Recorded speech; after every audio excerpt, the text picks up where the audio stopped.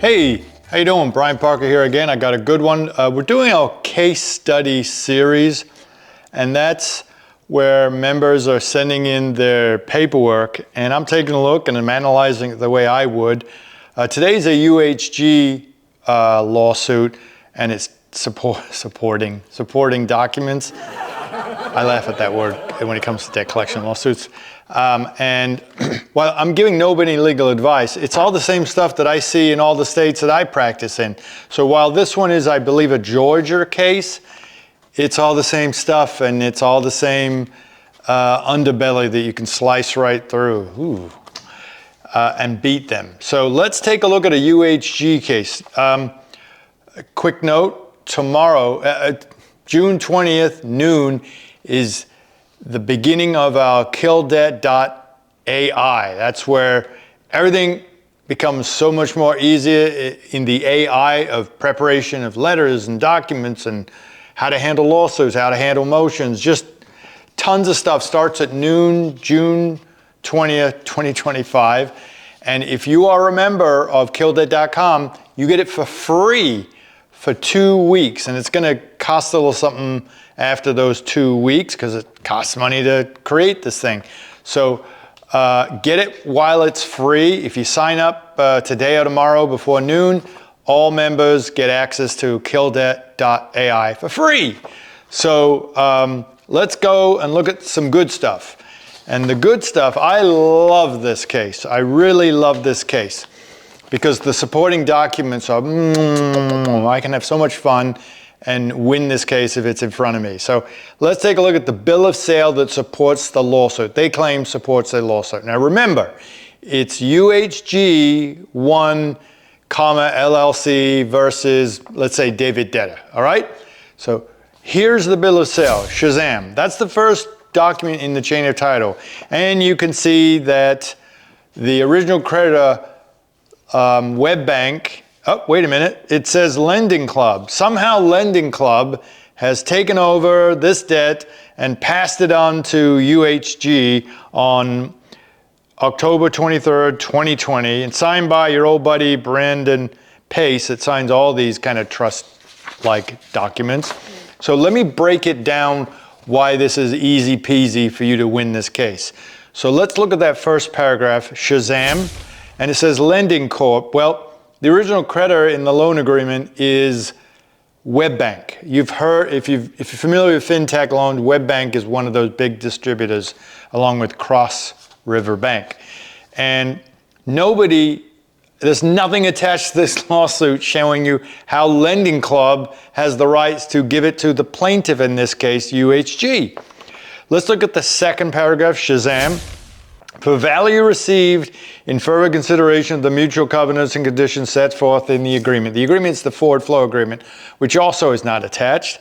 The investors referenced in the data file, well, you can see it, lot 20-1065 Lending Club final data.xlsx is not attached to the lawsuit, and my member or nobody is inside that bill of sale. You do not see your name, account number, anything connected to your debt. And lastly, the third and fourth paragraph, I'm focusing on pursuant to the agreement as of October 23rd, 2020, the closing date. That means everything that's got to be done is done by then. Each investor will sell or cause to be sold a pool of accounts held by such investors. Well, first of all, second of all, third of all, and attached to this bill of sale is a long list of Brandon Pace signing for a bunch of people. Who gave it to them to give to Lending Corp from WebBank, yada, yada. There's so many breaks in the chain of title. But again, focus on that date, October 23rd, 2020. So supporting the chain of title and it needs a hell of a lot of support, is what they refer to as certificate of loan sale. Let's put it up, Shazam, and doesn't support anything at all. In fact, I'm gonna let you look at it. Let me leave it up there, and can you see the coolest thing? It's cool to me, probably you don't care, but it is the coolest thing for me. Just read the first sentence. See if you can see what's missing. All right, I'll tell you. It doesn't say it's transferring to anybody. It says WebBank, and again, that is the original creditor, is transferring, hereby certifies that, and it refers to itself as a transferor. Transferor originates loans that are serviced by Lending Club Corp. Each of the loans identified by the loan number on the attached exhibit. There is no attached exhibit. Each loan was originated by WebBank. Subsequent to such origination, transferor transferred or otherwise conveyed to a transferee each loan identified. So who's the transferee? And if you're pointing out a transferee, who is it? Is it this one? Is it this one? So that's not an assignment of anything. An assignment requires two parties, an assignor and an assignee. And there is no assignee, and it's not an assignment anyway because it has to certify that it is passing on or assigning the present right of ownership. And it's just saying we're referring to a bunch of stuff that was done on Exhibit A, and Exhibit A doesn't exist. But look at the date, 10/28/2020, 5 days after Lending Club gave something to UHG, and WebBank says in the certificate of loan sale that it is the original creditor. Well, how can the original creditor first give stuff away 5 days later for Lending Club to have given something 5 days earlier to the plaintiff here? You can see where it all went really bad. So, but they're not done. They don't stop there. They put up an affidavit of claim, Shazam. I don't know why it's called an affidavit of claim. And they refer to the member here as a defendant, which would be impossible because it was filed before the lawsuit. It was written before the lawsuit was filed. So that would make him not a defendant. You can only be a defendant if there's a lawsuit. And also, if you look at their paragraph, let's make sure I got that right. Paragraph 1, where it states, information in the account referenced below provided as to HUG 1 by the original creditor, WebBank, or its assignee. So when you sign a, let's call it whatever you want to call it, an affidavit of claim here, you're signing under oath that it's not partially true, or you're saying, I have personal knowledge. The bedrock of how this gets into a court proceeding, this is considered hearsay. Everything is hearsay unless it meets an exception. And an exception here is, in any state, it's usually 803(6), the business records exception. One of the bedrock requirements for this to be not hearsay is for someone to say, I have personal knowledge of every part of the chain of title, right? So here, let's see if that is what the person says in paragraph 1. Let's put up paragraph 1.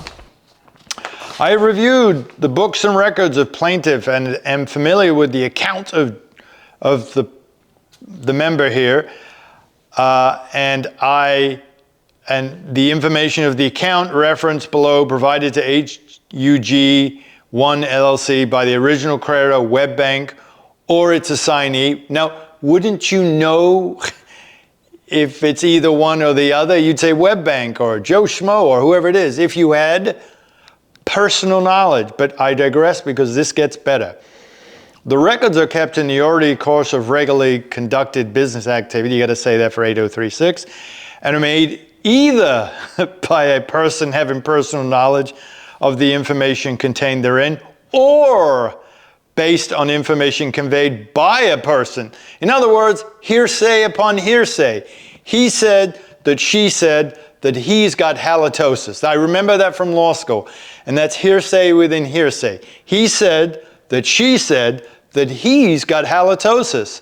And that's what they're saying. The records are kept in the ordinary course of regularly conducted business activity and are made either by a person having personal knowledge of the information, not even her, or conveyed by a person having personal knowledge of the information. That's hearsay within hearsay. And it's either way you come at it, it's hearsay, it's not coming in. It's kind of fun. I love that stuff. You probably don't, but if you can take what I'm saying and use as a reference, because you get the same debts, same documents, and you'll probably see the same person signing off on this. I love this word, this DREC. So just a couple of things from the loan agreement. Shazam, that's the assignment inside the loan agreement. And that's, you've heard me talk about registry, forms of registries. That's where in the loan agreement they claim we're keeping all the assignees, assignors, and who owns and carries and possesses the note today, and we put it all in the register. You can send us a letter and we'll send it to you. So I will attach the letter that you can send to them to go for this stuff. Good luck, but again, a non-response you can show the court. You know what, you're not gonna have to get this far with such nonsense here if you follow my lead. Also, there's a choice of law provision, you've heard about that. So the choice of law here is Utah, yet this case is filed in Georgia. And you can use that to your heart's benefit. If it's good for you to be in Utah, talk about it. If it's not good to be in Utah, then you just say, hey, they're saying I breached the contract, but they brought it in Georgia. So they are breaching the contract and they don't have clean hands.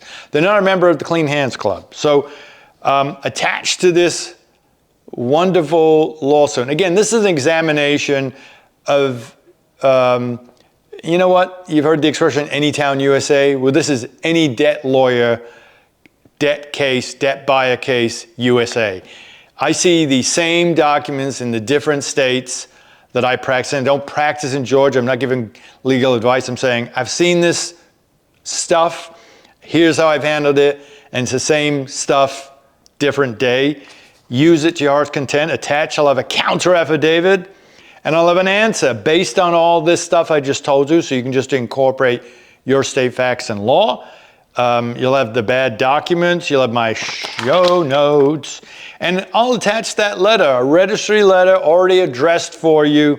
You just fill in your blanks, and you send that off, certified, return receipt requested. Now, lastly, ParkerGPT is coming. I hope I'm doing it the right way. And so, June 20th at noon, so Friday, fingers crossed, we will be starting KillDebt.ai. That's taking my entire website, which has 11 to 1,200 documents, and it's already great, and people love it in its own right. We're gonna take you higher, just like in an airplane, and we're gonna enable you to do everything so much quicker with the AI of it all. We've been playing with it. Our developer said, go play with this and try to break it.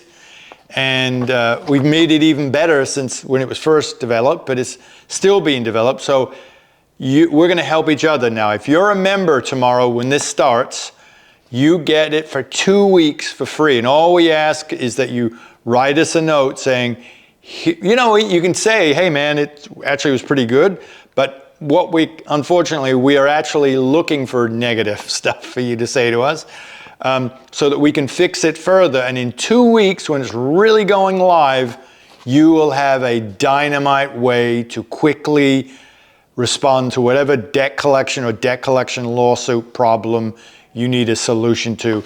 And it'll just be boom, boom, boom, boom, boom, out pops what you need. And that's technical stuff. So go to KillDebt.com and sign up to be a member today while you still can, so you can get the free AI membership for free, because we're gonna have to charge something in 2 weeks because it costs a lot of money to develop. I'm always trying to make this website great for you, great for me, great for everybody to fight off the bad guys, and still very low cost. I hope you agree. I hope today was a good way of looking at one of my favorite debt buyer lawsuits, because they always have this weird chain of title, and they get away with it unless you're a disciple of KillDebt.com. Let's go get them. Thank you.